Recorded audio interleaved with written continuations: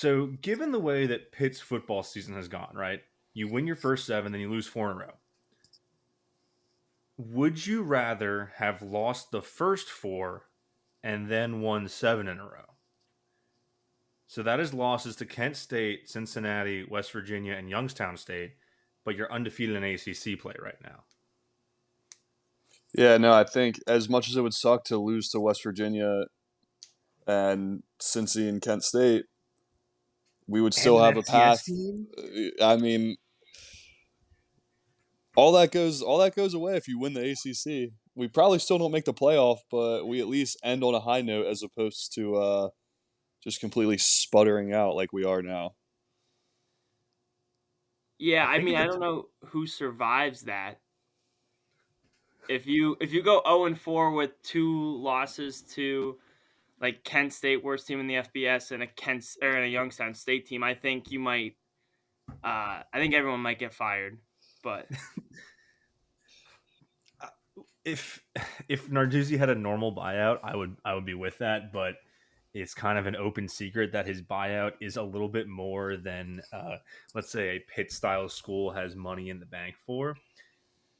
I'm kind of torn on this because, like Mason said, if we were 7-4, except we won all 7 in the ACC, I believe that we would have already locked up a place in the ACC title game, given the fact that we would have beaten SMU and Clemson and whatnot. I'm of the mind here that you cannot be losing to an FCS team in year 10 for Pat Narduzzi, and also I will take the wins over West Virginia and Cincinnati because we'll get into it in a little bit, but this team was probably always going to fall back to earth. I think we've been saying that for the last 3 weeks. Personally, I'm not taking the loss to the FCS school. I agree. Championships live forever. Think about just how funny that would, I don't know, that would, even for, I think we would become America's sweetheart a little bit. It would certainly be funny, but I'm like thinking about it, like you might have the AAC champ ranked ahead of us if we're the ACC title winner, because at that point you're an 8-4 team with 2 of maybe the worst losses in the country. Jesus Christ, I can't talk. Yeah, but that's I don't know. I think that's one of the cool things about college basketball is that it truly doesn't matter if you're a dog shit team. If you go and win your conference tournament, you're in. So I think that's fun. That doesn't apply to football 1-1. Like I said, it's only the top 5 ranked conference championship. So, true. Like Army, realistically, or I think Tulane maybe could realistically be in over us, but I don't know. That's good enough for a cold open. I'm gonna shut this door. Play the song. First down, goes to the sidelines, has a man wide open.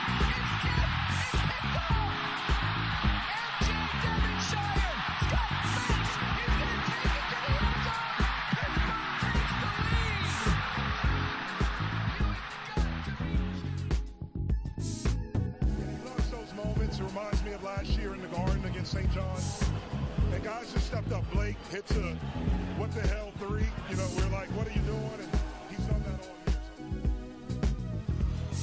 year. Klicka out to Bizzario. It's over. The Pitt Panthers have upset Wisconsin. Anybody if he hits his field goal. Up and got it. Sauls does it again. Dude, funny story about that song. My last computer, my roommate's cat knocked over a cup of water on it overnight, and it died. And I thought I had lost the intro song forever. I was going to have to make a new one in like the middle of a season. I ended up, it's saved on the Zencaster account, so that was the only reason we still have an intro song. Now, that being said, welcome back to Simplify Podcast. I'm your host, Zach Kaminsky. I'm joined by my co-host, Mason Kling. Mason, how are we doing tonight? Doing well. We got some good, we got some bad in the Pitt world, but basketball season is now fully upon us, and yeah, watching Feast Week college basketball games as we speak, so can't complain about too much. Now, you might have gathered from our cold open and the fact that you cannot hear Kent's sultry voice on the microphone tonight that he's not with us. He's a little busy. The Ravens are playing. We're recording this on Monday night. Now, for our third mic tonight, we have friend of the show, first time guest appearance, Ian Labatch. Now, if you don't know that name or you're not familiar with it, you might know him as something different. That is the Pit Pope. So, welcome to the show. Glad to have you on. How you doing tonight? Well, I'm excited to be here. Pit Pope voted campus celebrity by Pit Chicks. I'll be putting that on my gravestone. But I love the show, and I'm so glad that we got to meet at the game the other week, and then now that I'm on the show. So I'm excited to talk Pitt. It's I'm not gonna say that bribes are good and that they work, but we were gifted pit sharks, and I did get a student section sort of a scarf. So who's to say? Who's to say if those don't work? Appreciate you getting you on. Always can use a third mic when Kent is busy or when Mason's busy, but it's usually Kent. Okay, we got to talk about football now. I'm gonna put 5 minutes on the clock here because similar to how we did it during our season previews, there's not a lot to talk about with this game, and it's all kind of bad, and I don't want to talk about it for that long. So I'm going to give myself 5 minutes. We go over. It's whatever. So 5 minutes on the clock starting now. Pitt loses 37-9 at Louisville, losing their fourth straight game this year. Everything went wrong.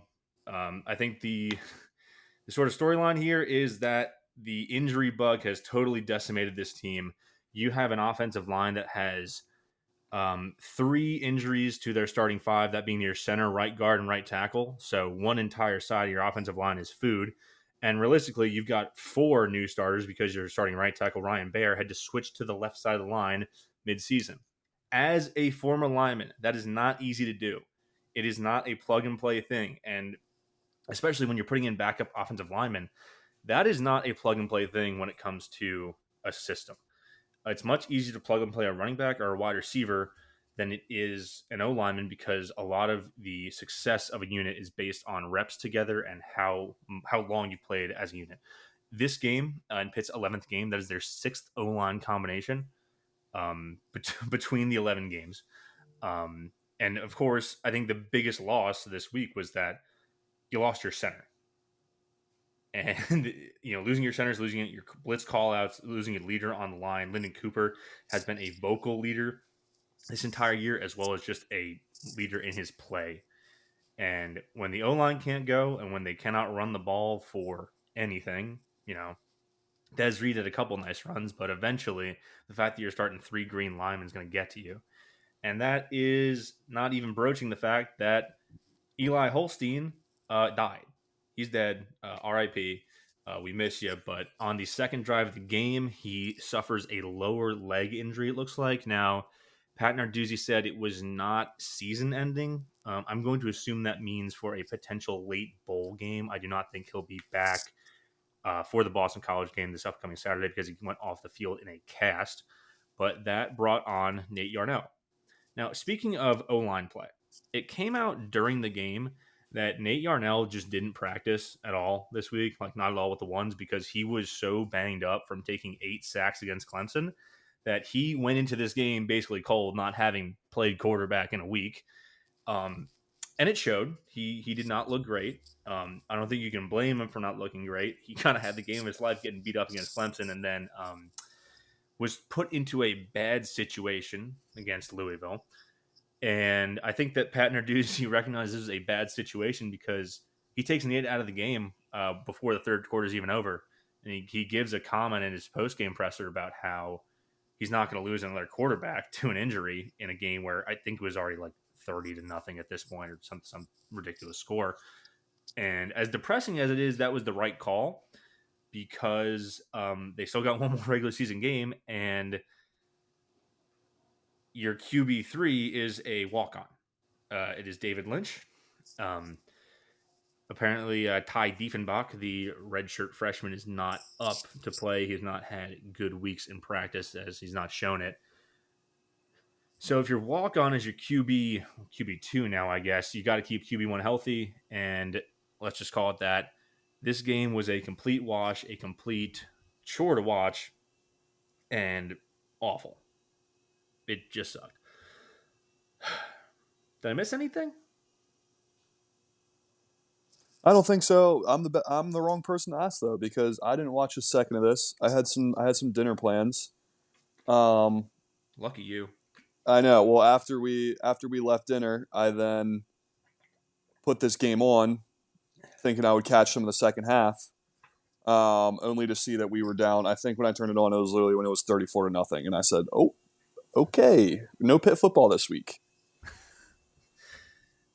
Yeah, I went from watching that game to going to watch the Penguins lose 6-1 to the Utah Hockey Club. But Crosby scored a 600th goal. But yeah, there was nothing I could even pull from that game. It was the only thing is Hammond's now redshirting, but he didn't say if he's going to stay at Pitt.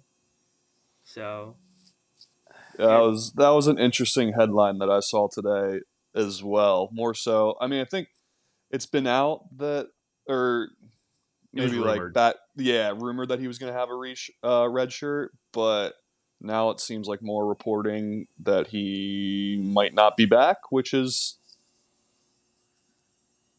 I don't know. He didn't play a lot this year, but I still think he's a good guy to have around. I don't know. I'll never forget. First football game I went to at Pitt was the Backyard Brawl 2022, and Hammond had 2 touchdowns, like 200 all-purpose yards. I thought he was like going to be Tony Dorsett, but Um, see, I don't know if I had to make a just straight up guess right now. I would guess that he's probably not back next year, and that's just shooting from the hip. Um, I don't know how a running back of. I guess he didn't get going this year, and that sort of negatively affected his play. But when it comes to the roster, there are a lot of running backs on this roster, and he might be a guy that is just looking for more playing time because you have to assume Des Reed is back. Jules Goff is starting to get playing time in this game. Derek Davis is always going to get some playing time. There are other freshmen coming in. He might be a. It's been great to have you, but if you want to go get some playing time, you can go do it elsewhere. I wouldn't be shocked if that happened. I also wouldn't be shocked if he comes back, but it does seem weird. The relationship seems weird between the coaching staff and Hammond at this point.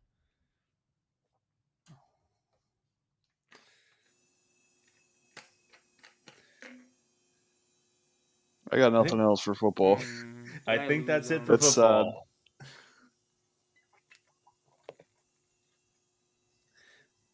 By the way, crazy ass week outside of Pitt in college football with. Oh, okay, we've lost Ian. He's back. Okay. We're back.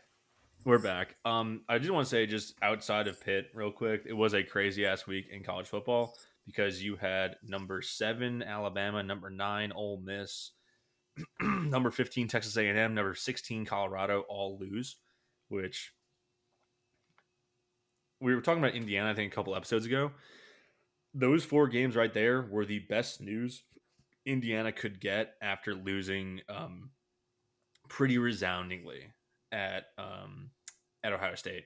But I think it also kind of proves that the SEC isn't that good because it's not like these are top tier SEC teams losing to each other. It is 5-5 Oklahoma, 5-5 Florida, and I believe 4-6 Auburn.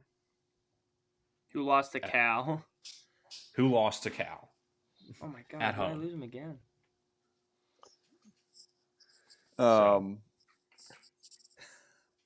Yeah, I mean, just unreal weekend. I'm sure they're going to find a way to get a 3-loss SEC team in the playoff, but that's what it is. It is what it is. I think that Ole Miss is cooked.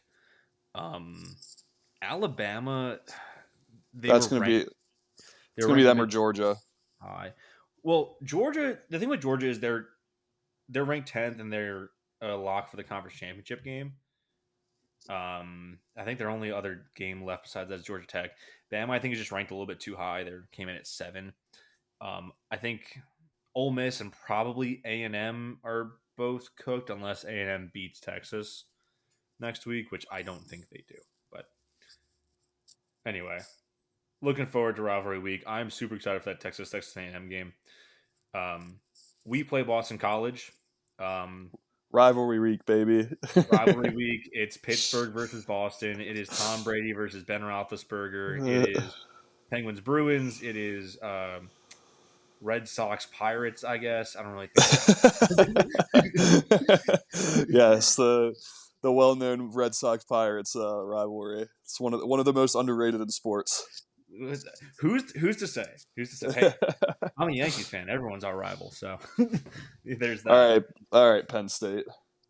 Or Penn State doesn't have. No. They're That's the opposite. unrivaled. They're unrivaled. That's right. I'm gonna have to put you in timeout. I think you're gonna be suspended for 1 week from this show for calling me Penn State. We'll be going to the disciplinary committee. I got nothing on Boston College. They don't have Thomas Castellanos, their quarterback who can run a little bit. Whatever. I hope we win. That'd be cool. It'd be nice to have 8 wins instead of 7. Before we talk about hoops, I do want to say Pitt volleyball, I believe, is what's their record at this point? That's something I should know. Great. Here's great airtime. All right. Pitt volleyball is 27-1 right now. They're going to their final week of the regular season before the postseason. You can pretty much guarantee they're going to host the first 2 rounds at the Pete at this point. The question is if they'll be hosting all the way until or through the Elite Eight. This Wednesday's game against Louisville on ACC Network, 7 o'clock, is basically going to decide that. Louisville is number 3 in the nation. Pitt's number 1. This is for really the number one overall seed in the nation, and also an ACC title, which would be Pitt's 3rd in a row and Dan Fisher's 6th overall with the program. So tune in Wednesday night. Going to be a blast. Pitt Louisville is a blood rivalry. They hate each other. We have been told as much by former players, and I trust them.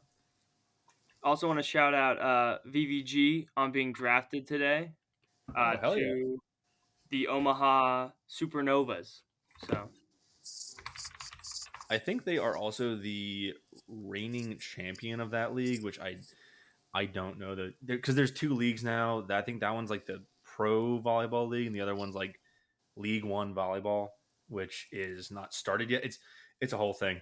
However, that makes her the 6th former Pitt player in that league, including Courtney Bizzario, Kayla Lund, friend of the show, Lector Member Benet, Chiamaka Nwoklo, and Lainey Van Buskirk. So Pitt in the pros. # Pitt in the pros. We love that shit. You want to talk hoops? Please. Okay. All right. We will start obviously on Friday night or Friday afternoon, I suppose. Pitt beat LSU at the Greenbrier 74-63. Lowe led the way in all categories with 22, 8, and 6. Before getting into the games, the Greenbrier should never host another tournament again. It was a disaster. It was an abject disaster. I mean, listen, the vibes were kind of funny. It kind of looked like a middle school game with how low the camera was. But everyone knows about the technical difficulties in the Sunday games where they didn't have a shot clock, and then we lost the broadcast with approximately 1 minute left.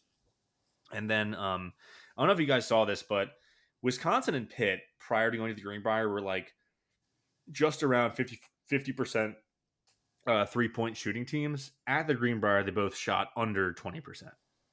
So I was going to say there has to be something with I don't know if it was the lighting in the gym, like the ceiling in the gym. Yeah, like it had to be weird vibes playing in there because we shot under 30% from 3 in both games. I think it was like 21% when we played Wisconsin. So I'd like to say Pitt played great defense, but I think there was some Greenbrier cooking going on there too.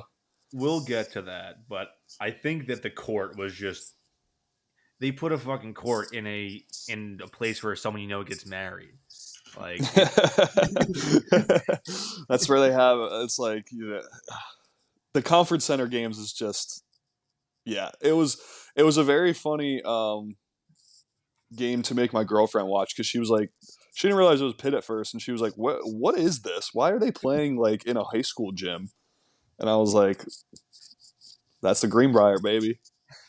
A high school gym might have been better than that. Yeah, I agree. I agree. Yeah, but anyway, game against LSU, Pitt sort of leads this one for most of the first half. They get a scare right around halftime, and then they just pulled away in the second half. They end up with their sixth double-digit win of the year. Lowe was awesome in this game. Defense was really good in the second half. I think outside of that, where they got close at the end of the first, it looked very good. But you could tell this team was a little sluggish in the first half because Damian Dunn was in a lot of foul trouble this game. He ends up fouling out with only 2 points, only plays like, I don't have the minutes on this side, but he doesn't play a lot. So 12. Jalen Lowe and Ish Leggett basically play a combined 80 minutes in this game. Yeah, they like didn't come off the court. You could tell like we tried our best to weather the storm of not having Damian Dunn in, and we got away with it against LSU. Obviously, don't want to jump the gun here, but Wisconsin we didn't. He might But have yeah, earned it was. Yeah, it. I don't know. He definitely brings. I think we've made the comparison before, but he's kind of like. Oh, why am I blanking on? Marius Burton. Thank you. He's like the X factor that we were kind of missing out a little bit in some of these games this weekend. Yeah, I also want to like Ish Leggett had his career high in steals at 5. I just think like this Capel always switches everything, and I think it puts them with this team specifically in a great position to get in the passing lanes. And I don't know. I mean, Zach Austin played 19 minutes against LSU. I think we'll see that go up, which, as you alluded to, Dunn being out. But I'm just super excited with this team defensively, and I think it might be the best team that Capel's put together. I Yeah, would say that that's probably not even like a question that this is probably his best team. I think it's for sure his deepest. We had some good players before, but it felt like if Damian Dunn was on the team, like if Hinson went out last year, we were done for. Like if Bub Carrington went out last year, we were pretty much done for. We can at least kind of now weather some like it's college basketball. There's going to be foul trouble. There's going to be some of these ticky tack really bad calls. So it feels like we're doing a better job of like weathering the storm. But I agree, this team can guard anybody. When they're playing well, they can score with anybody too. There's some dogs. Yeah, the defense of this team is really what's been impressing me through these first 7 games, and through the first half of the Wisconsin game. You mentioned the depth when we do have to go past Ish, Jalen, and Dunn, and really the biggest parts of that are 2 guys in their first year of college basketball, and that's Brandon Cummings and Delalich, who we'll get to in the second game. Which I'll just call him Deli. I always fuck it up. Obviously, Zach Austin's going to be that swing, sort of can play both in the front court and the back court with his athletic ability. So you basically have sort of like 6 guys you can play in your backcourt if you're counting Austin. I think the issue is, and you saw this in the first game too, is that as expected, the front court it's better, but it's not very deep.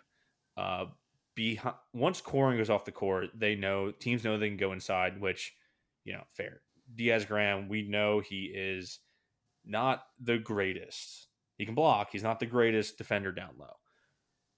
Realistically, what we need to see moving forward, and I'm sort of jumping the gun here, but you need Jorge Diaz Graham or Guillermo just get a little bit better on defense. At least make Jorge playable on the defensive side of the ball, because over the weekend when he was in the game, teams just attacking him when he was on defense. It was huge in Wisconsin sort of getting off the mat in that game. And I don't think there's anything else I have to say on LSU. I think we can go right into that Wisconsin game where Pitt loses their first game of the year. Now, Pitt, I think, played very well in this 81-75 loss, but there's going to be some conversations around what was happening, not in a basketball sense on the court. And where do we want to start with this one? Is it going to be noted basketball terrorist John Tanji? I mean, say what you want, but he's good at drawing fouls, which I hate. I hate. There were a lot of them that were really bad calls in this game, but you look at the box score, and I feel like that's the difference. He was 10 of 10 from the stripe. When they couldn't get a lot of other stuff going, that's what they went to, and it was kind of a double edged sword then because one, um, we were in foul trouble, and two, they were getting a lot of these kind of like easy bailout calls that once we got towards the end of the game, it was too much for us to kind of come back from. Yeah, I mean, it's tough for a Pitt team in the Cable era to win when they shoot 21% from three. I'm not saying like Wisconsin only shot 25%. They made the same amount, but this team has been live and die by the three. And once Corrin got into foul trouble, I mean, it was super hard to get anything going in the paint, and they were really reliant on floaters and mid-range jumpers with Leggett and Lowe. So, but I do want to shout out Amsel because when he came in, I mean, you look at the box score: 9 points, 4 from the field, 1 rebound, 1 assist. I think he just gives this team so much as a potential guy who can play the four and just be an instant spark plug off the bench. For sure. I mean that one pass he had along the baseline to Zach Austin for three, that had me jump off my couch. That was so sick. I get Mason. I want to go back to what you're saying about Tanji being able to draw fouls. And you said it, his 10 points at the charity stripe were the difference in a 6-point game. Some of the calls were frankly horrendous. The one I'm pretty sure if you're on Twitter, you've seen the clip of him falling to the floor and that being called a foul on Diaz Graham. Was that the one that the Loyal Sons posted? Loyal Sons, Ghost of Whip, they all Yeah. post. I Okay. think we All right. Yeah. the Ghost of Whip version. That if you haven't seen it, go look up Ghost of Whip or Loyal Sons. They'll have it somewhere. The problem is that they were just only calling those on Pitt. This has happened quite a few. I think this happens every year where Pitt players will get mauled in the front court because Pitt is a smaller team than most top whatever teams. It was just not being called evenly or fairly, and it was just frustrating to see, to say the least. However, you lost to the number 19 team in the country by 6. You were leading for most of the game. It was a dogfight until everyone was just in too much foul trouble, and because of that, you just couldn't stop any sort of Wisconsin drive to the basket. I still think the team looked really good in this game, and there are a lot of positives to take out. Ian, like you said, Delhi really had his first really good game where they needed major minutes from him. I mean, he played 16 minutes, which is by far his most of the year. Perfect from the field, had that really nice assist.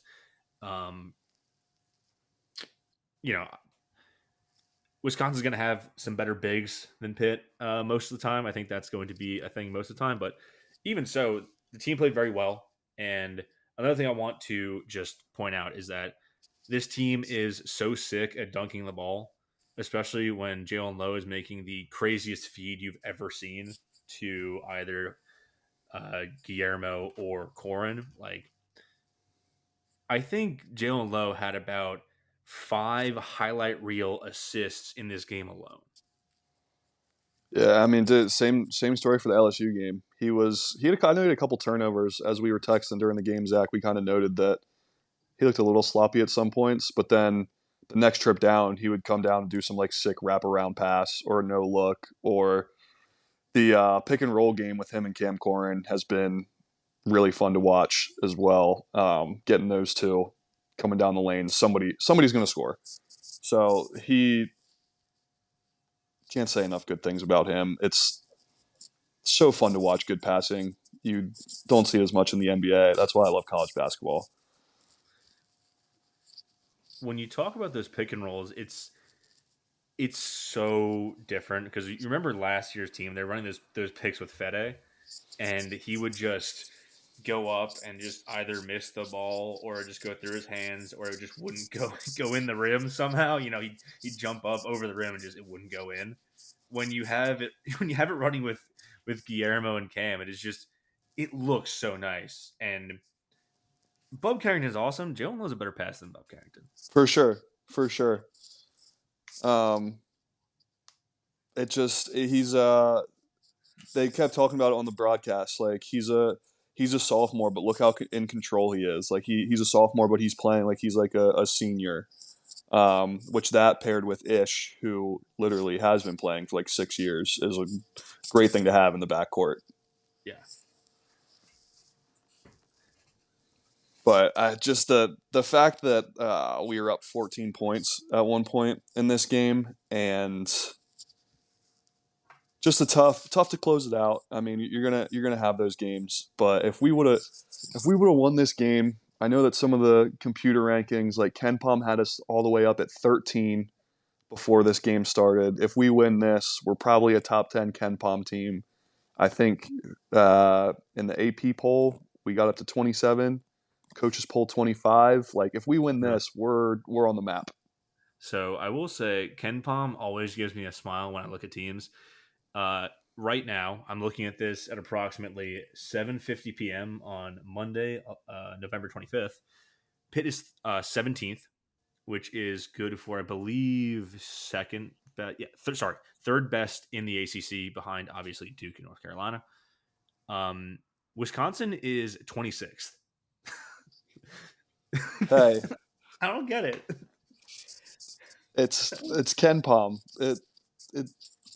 We're not supposed to get it. We're just supposed to blindly follow that it is correct. That's fair. Although I don't think, like, perception wise, this loss has hurt us at all. Now it's very early in the season, but Wisconsin looks like a fairly good team. They're ranked, and if anything, this weekend, even with the loss, has gotten more eyes on Pitt in terms of being a solid team and being like a top 25 quality caliber team.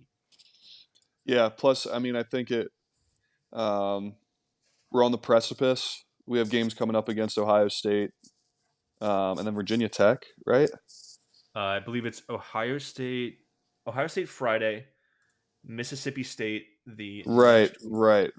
Which both of those are quality games. So I think like we keep doing our thing and win those games, we'll be on the right track here.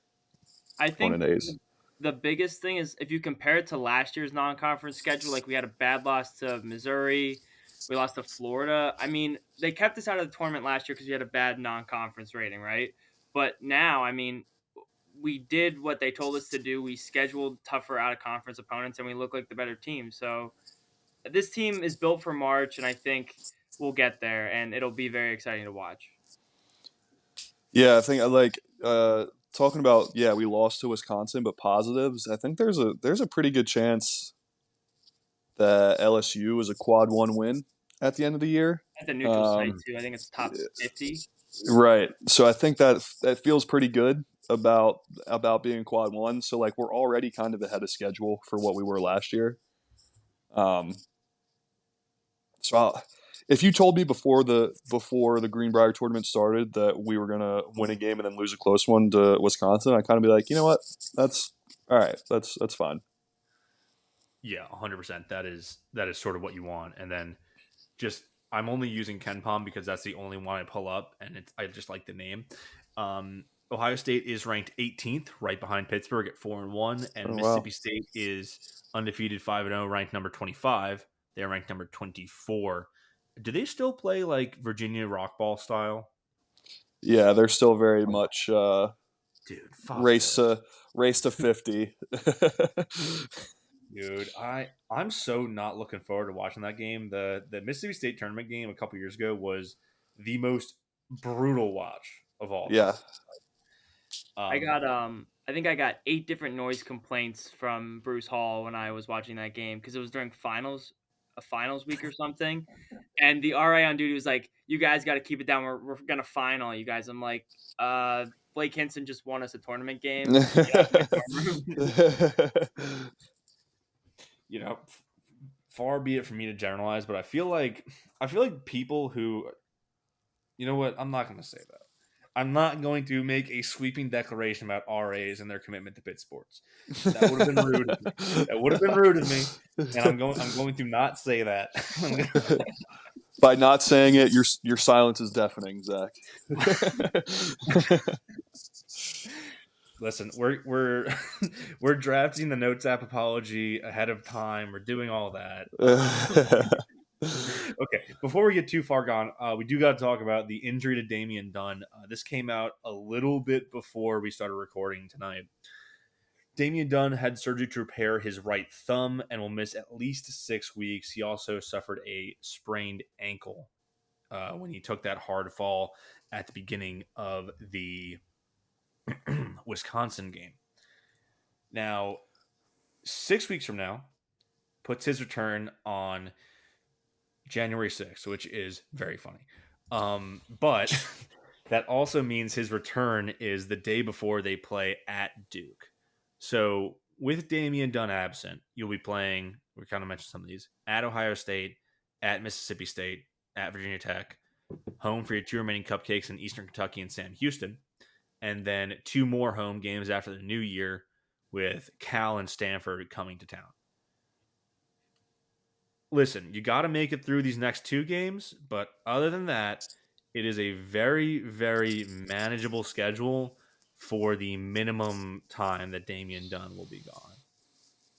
Will he be 100% for the Duke game? Probably not. But another positive here, we talked about these guys. Delly, Brandon Cummings, Zach Austin. These guys who are going to be your depth guys come March are going to be getting more minutes with Dunn's absence. And that is super important. And these next 6 weeks are going to build that depth.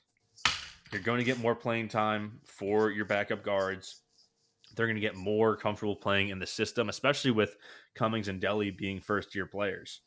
And, it's only been a couple of games for Delly, but he looks so much improved from coming in garbage time against West Virginia to getting major minutes against LSU and Wisconsin.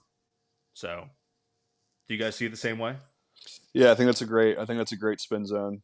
Obviously, would prefer him not to be hurt, but I think it does come. You'd rather have it now than before ACC play is really in the thick of things. So yeah,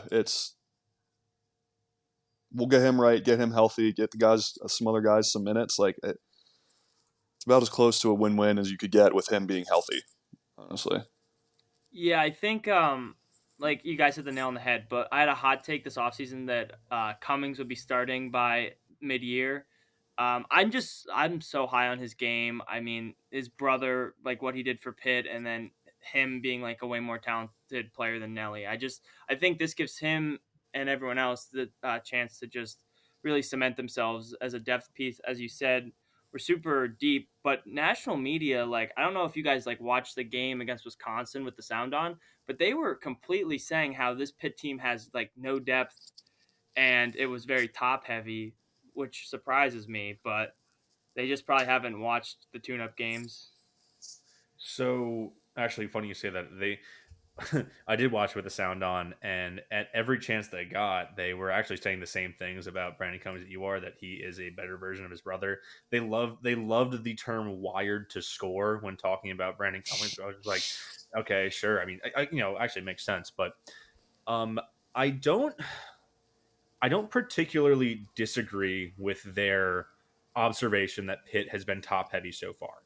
And the reason I say that is that announcing team saw Jalen Lowe and Ish Leggett play approximately 80 minutes against LSU. And while I do think that there is a lot of guard depth sort of up and coming between Delhi and Brandon Cummings, it's not. I don't want to say it's not solid. It's not consistent depth yet. We're not getting consistent rotation minutes from them. Let me just pull this up real quick. Yeah, and I mean, I in the Wisconsin game, Lowe and Leggett played 39 and 38 minutes respectively. Like they don't come off the court. Also, Pitt does not have any front court depth outside of Zach Austin, who is sort of a tweener player, and I love him. He's awesome, but um, if the front court's better, but you cannot analyze this team in a serious manner without addressing the fact that the front court is still a thin position on the team because Conte is coming off a brutal injury. Is going to probably keep him out for longer than we all expected. Knee surgery and all that. So realistically, your up and coming front court depth has to be Jorge, who is a 1 inch shorter Guillermo, or you play Ndaye as a true freshman. Only weighs 210 pounds. He's light. He's listed as lighter than the twins, which I don't know if you do that. Yeah. I think just generally the depth question comes from the fact that Lowe and Leggett just don't come off the court. also think it comes from the fact that they just see what we like. Oh, this isn't a very deep team because we lost a lot of production from last year. Yeah, And I I hate think when that they do that scoring. They're like, "Oh, this percentage of the points graduated or left." It's like you're gonna bring people in that score too. yeah. I think when you're talking college like in college football, that might make a little bit more sense because I don't know the rosters are a little different, but with how many college basketball teams there are and what we've brought in, I don't think that's as valid of obviously we're going to be high on Pitt, but I don't think that the national media might realize that as much as we do, which I'm not saying you're wrong, Zach. I just think that those announcers call how many games, they're probably just like, all right, what's the national narrative here? Oh, Yeah, they yeah, no, they it's fine. graduated Bub Carrington and Blake Hinson. Yeah. Yeah, I was totally playing devil's advocate because the other reason why the depth looks suspect is that we didn't have our third guard for approximately 80% of these two games, which it makes your depth look a little bit suspect. Right. Right. But we've been talking about this whole time. Like I said earlier in the show, we have like 6 guys you can play in the backcourt between Ish, Lowe, Dunn, Austin, Delhi, and Cummings. Like not many teams can really go that deep, especially like people are saying this might be a top 3 team in the ACC, and through the first month of the season, I don't have a reason to doubt that. With how they're playing, with how all these new pieces have showed up immediately, how Lowe and Leggett have taken huge step forwards. Like Mm-hmm. Lowe is the ball distributor I thought he was going to be, and Leggett, my God, he has looked just. I mean, we've said that Dunn is sort of that Burton-like presence, but I would almost say that Leggett kind of is taking on this like Nelly Cummings role where even though they didn't win against Wisconsin, every time that the crowd started to get back into it before the end of the game, he always was hitting that shot to quiet down the opposing crowd. Like he is just that super calm, super steady veteran, and that's so huge to a team with so many new pieces on it. And then Cam Corn's awesome. Uh, his dunks are awesome. They should just start doing Lob City shit from Florida Gulf Coast. I'm not complaining. Yeah, we're 6-1. I'm not complaining. I think this is a pretty damn good start, and is coming at a good time because football is falling off a cliff. But tune into volleyball. It's so nice to have basketball to look forward to get you through that some of those bleak winter months, knowing you can at least throw the TV on and watch some Pitt basketball. It's Dude, it's nice. It feels good. We were in school in a dark time, man. Pitt Uh-huh. football would beat you up for 12 games. Maybe you'd limp to a bowl game, and then basketball would just, they would they would put things on television that should have gotten them arrested. The The FCC should have FCC. the FCC should have imprisoned Kevin Stallings and killed him. Yeah. That's what they should have done. But Yeah. hey, we fired him. We got Capel. Do you have anything else on hoops? Base? Nah, Ian? I feel like we hit the most of the main talking points. Yeah, I don't think there's anything. All right. Before we go, I do have a Pitt Pope centric question. Okay. So obviously, if anyone's been to a game this year, the Pitt Pope is a central figure on the video board at Heinz Field. Will you now is I don't know if it's too early to ask this. Will the Pitt Pope be passed down upon your graduation, aka when you die and go to heaven? Your graduation from your life as a Pitt student. That was such a weird way to put it. I'm so sorry. I tried for a joke there. It was horrible. Anyway, you're passing down the Pitt Pope to a student who wants to take up the role of His Holiness. So there has been discussion. So I will be. I'm a junior right now, so I will be doing it next year again. I talked to the previous guy, Carson, who did it. We're kind of figuring out how we want to do a succession plan. I've had DMs like every week from people. There was like an 8-year-old who was the Pit Pope for Halloween. I thought it was the greatest thing ever. But I think we're gonna do like some sort of like Google form, and then I'll interview like the best people, because I think it's important that the Pit Pope is someone that like really cares about pit sports. Like it's not like a fake prophet. Like when Pitt lost to Clemson, I came home and cried. I was in my bedroom in a dark space. Like I think people like they really have to understand what it means, and also like for the fans, like I probably take like 50 photos every game with people for football. I think people like the fans really like it, and I think the person who takes it over has to have a deep connection to Pitt football and basketball and volleyball. When we go through that selection process, I need us to find a way to get some smoke coming out of the cathedral. Did you see the transition video we did with the old Pope? No, I haven't. No. I'll have to send it to you guys on Twitter. But we did one with the old Pope. It was in the Cathedral of Learning. They did AI blue smoke out of the cathedral, and then they had actual smoke bombs that followed me out. And then they had a drone, and I like raised my arms, and it followed. It got like picked up by like college football Reddit on Twitter. So it had like 500,000 views. So Love that. It was pretty big. That's sick. Speaking of being, you were on the ACC huddle a couple weeks ago. So how was that? It was how the ACC huddle thing came about was like crazy. So they like reached out to people on the team, and then I forget who gave them my phone number, but I get a text from a random number from Connecticut, and they were like, "Hey, do you have time to like record something for ESPN?" And I was like, "Of course, but like, who is this, and how did you get my phone number?" So we like met them like outside Heinz Chapel, like in the cathedral lawn, like did a bunch of stuff in like shark onesies and stuff, and then they played that promo in front of before the SMU game, and Pitt hasn't won since. So it might. I got a haircut and was on ECC huddle, and Pitt hasn't won since. So I might be a bad omen. Well, we got to do some.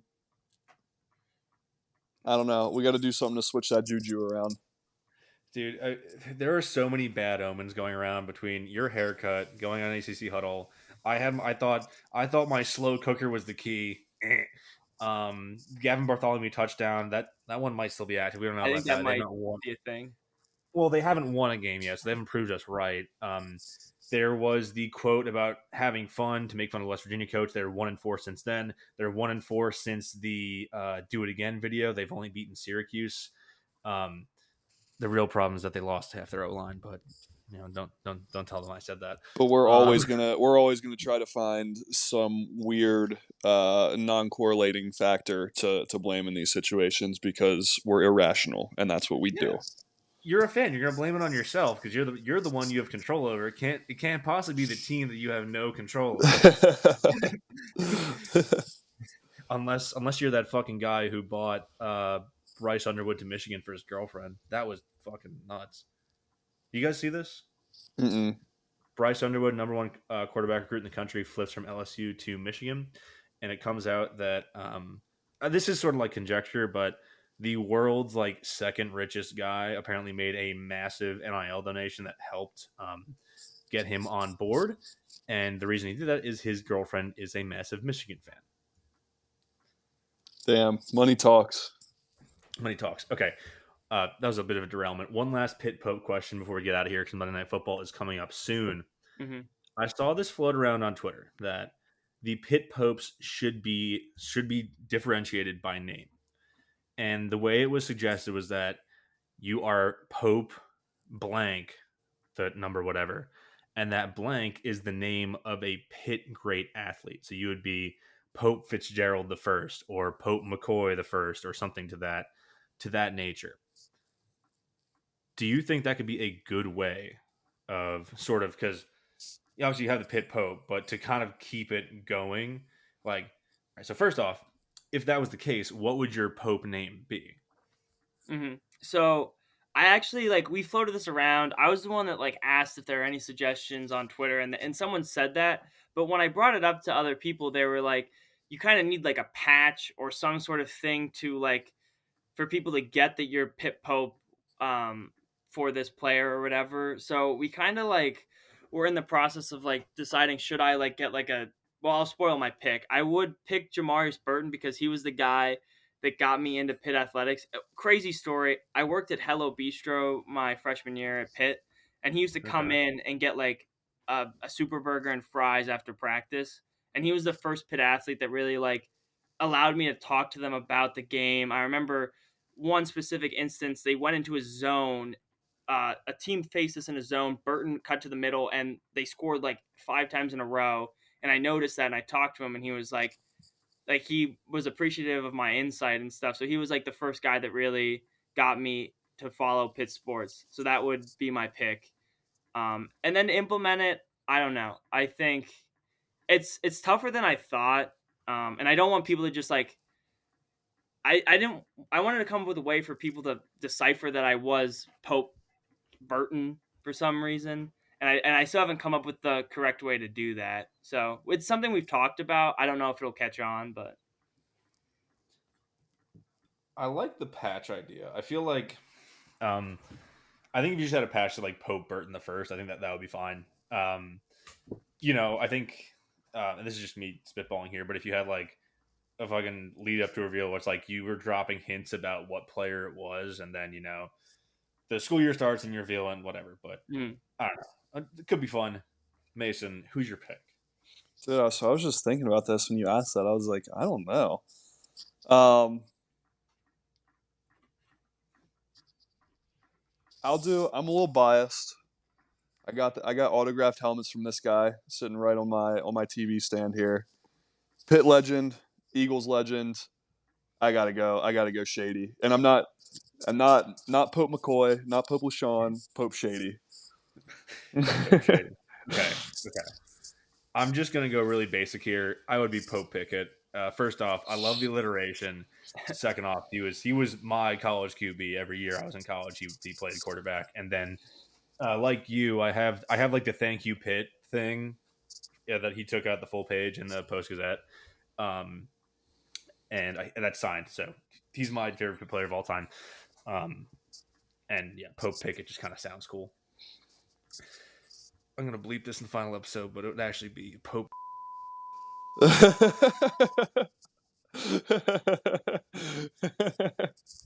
Leave it in. No. No, my father listens to this podcast. Don't leave that in. Okay. Ian, thank you so much for coming on. It was awesome to have you. You'll be back on for sure. Now, before we get out of here, let the people know where to follow you, where to find you, where you're doing your stuff, where you're busting it down sexual style, whatever you're doing. So the first thing I have to shout out is if you just type in the Pitt Pope, on Instagram. I'm trying to grow that page for the lineage of Pit Popes. So you can find us there. Okay. My Twitter for irrational pit takes and pirate takes is E97big. That's about it. My Instagram's Ian.Labatch as well. But a lot of cool things over there. A lot of professional photos from the pit photographers. They really enjoy photographing the pit and the pit pope and posting that all over the place. So Hell yeah, brother. Go juice his follows. Go tell him we sent you. I've been Zach Kaminsky. This has been a wonderful episode of Simplified Podcast. We will see you next week.